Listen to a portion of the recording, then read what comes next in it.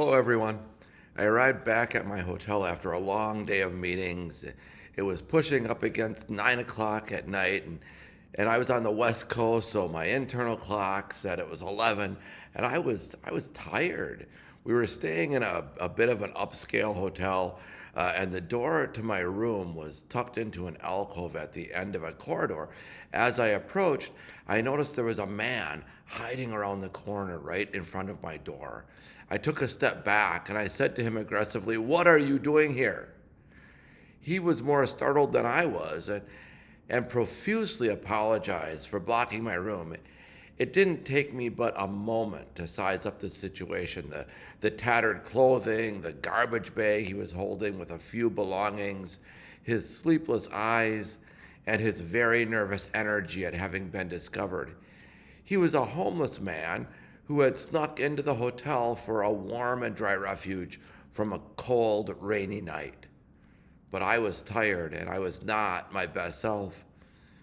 "You can't be here," I said, and he took off running.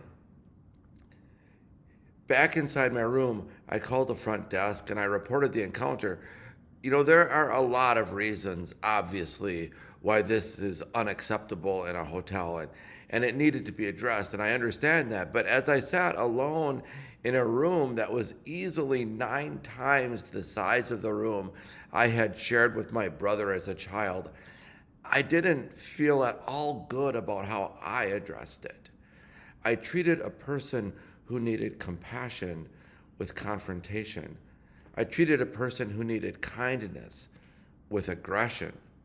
The living, breathing image of Christ had shown up on my doorstep that evening, and I turned him away without bread, without water, without human dignity.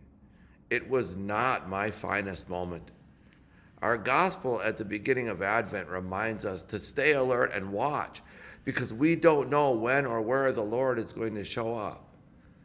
May he not come suddenly and find you sleeping, the gospel cautions. Well, for me, on that night, he came suddenly and he found me sleeping. I sat alone and I prayed for a second chance. "Try me again," I prayed. "Let me love you as you love me." Advent comes to us as an answer to that prayer. It calls us to wake up, be alert, and prepare. Because Christ is going to show up in your life. Christ is going to show up on your doorstep.